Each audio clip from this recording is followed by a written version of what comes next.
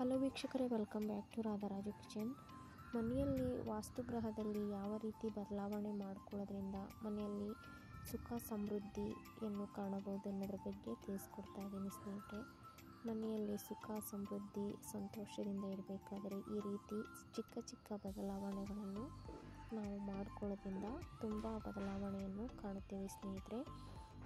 ನಾವು ಬೆಳಗ್ಗೆ ಎದ್ದ ತಕ್ಷಣವೇ ಮನೆಯನ್ನು ಶುಚಿ ಮಾಡೋದ್ರಿಂದ ನೆಲವನ್ನು ಗುಡಿಸಿ ತದನಂತರ ದೇವರ ಪೂಜೆ ಇವೆಲ್ಲವನ್ನು ಮಾಡಿಕೊಂಡು ನಮ್ಮ ದಿನನಿತ್ಯದ ಕೆಲಸವನ್ನು ಮಾಡುವುದರಿಂದ ಮನೆಯಲ್ಲಿ ಸುಖ ಇರುತ್ತೆ, ಶಾಂತಿ ಇರುತ್ತೆ ಸ್ನೇಹಿತರೆ. ಅವತ್ತಿನ ದಿನ ನಮಗೆ ಅಷ್ಟು ಸಮೃದ್ಧಿಯಾಗಿ ಕೂಡಿರುತ್ತೆ. ಹಾಗಾಗಿ ಪ್ರತಿನಿತ್ಯ ಈ ರೀತಿ ಬದಲಾವಣೆಯನ್ನು ನೀವು ಕೂಡ ಮಾಡಿ ಅಂತ ಹೇಳ್ತೀನಿ ಸ್ನೇಹಿತರೆ. ನೋಡಿ, ಈ ರೀತಿ ನಾನು ಸೋಮವಾರದ ಪೂಜೆ ನಿಮ್ಮೊಂದಿಗೆ ಶೇರ್ ಮಾಡ್ಕೊತಾ ಇದ್ದೀನಿ. ಪೂಜೆ ಎಲ್ಲ ಮುಗಿದಿದೆ. ಇವಾಗ ದೇವರಿಗೆ ಮಂಗಳಾರತಿಯನ್ನು ಮಾಡ್ತಾಯಿದ್ದೀನಿ. ನಿಮಗೆ ಇನ್ನೊಂದು ವಿಡಿಯೋದಲ್ಲಿ ಯಾವ ರೀತಿ ನಾನು ಸಣ್ಣ ಸಣ್ಣ ಪರಿಹಾರಗಳನ್ನು ಮಾಡ್ಕೊತಾ ಇದ್ದೀನಿ ಅಂತ ಮತ್ತೊಂದು ವಿಡಿಯೋದಲ್ಲಿ ತಿಳಿಸ್ಕೊಡ್ತಾ ಇದ್ದೀನಿ ಸ್ನೇಹಿತರೆ.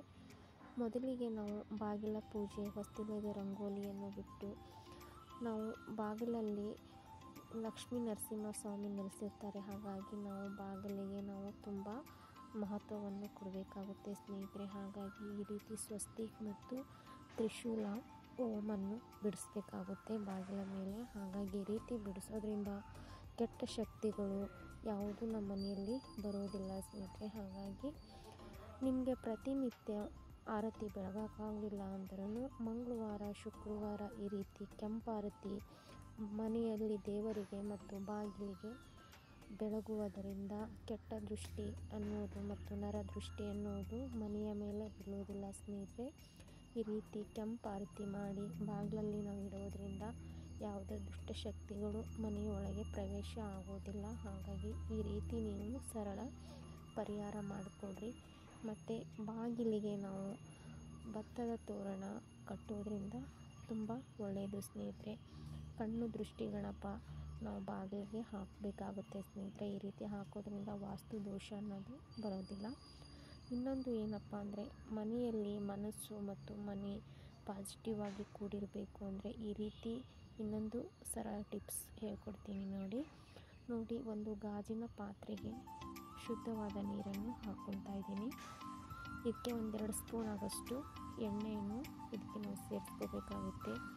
ಈ ರೀತಿ ಮಾಡಿಕೊಂಡು ನಾವು ನೀರಿನ ದೀಪವನ್ನು ಹಚ್ಚೋದ್ರಿಂದ ಮನೆಯಲ್ಲಿ ಶಾಂತಿ ಅನ್ನೋದು ಕೂಡುತ್ತೆ.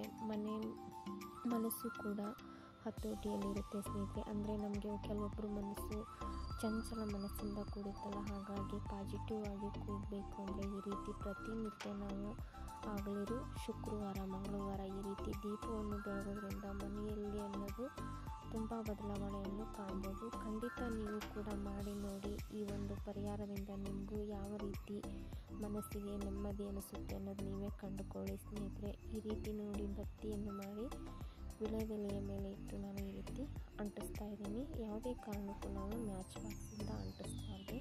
ನೋಡಿ ಎಷ್ಟು ಪ್ರಶಾಂತವಾಗಿ ದೀಪ ಬೆಳಗುತ್ತಲ್ವ, ಅಷ್ಟು ಮನಸ್ಸಿಗೆ ನೆಮ್ಮದಿ ಅನ್ನೋದು ಸಿಗುತ್ತೆ ಸ್ನೇಹಿತರೆ. ಹಾಗಾಗಿ ಈ ರೀತಿ ಸಣ್ಣ ಸಣ್ಣ ಪರಿಹಾರ ನೀವು ಕೂಡ ಮಾಡಿಕೊಳ್ಳಿ. ಹಾಗೆ ಅಡುಗೆ ಮನೆಯಲ್ಲಿ ಕೂಡ ಕಿಚನ್ ತುಂಬ ಮುಖ್ಯವಾಗುತ್ತೆ. ಹಾಗಾಗಿ ಒಲೆಯನ್ನು ಶುಚಿಯಾಗಿ ಪ್ರತಿನಿತ್ಯ ಈ ರೀತಿ ಒಲೆಯನ್ನು ಪೂಜೆ ಮಾಡಿ ನಾವು ಮತ್ತೆ ಅಡುಗೆ ಮಾಡುವುದರಿಂದ ಮನೆಯಲ್ಲಿ ಯಾವುದೇ ಕೆಟ್ಟ ಶಕ್ತಿಗಳು ಬರೋದಿಲ್ಲ. ನೋಡಿದ್ರಲ್ಲ, ಈ ಮಾಹಿತಿ ಇಷ್ಟ ಆದರೆ ಶೇರ್ ಮಾಡಿ, ಲೈಕ್ ಮಾಡಿ.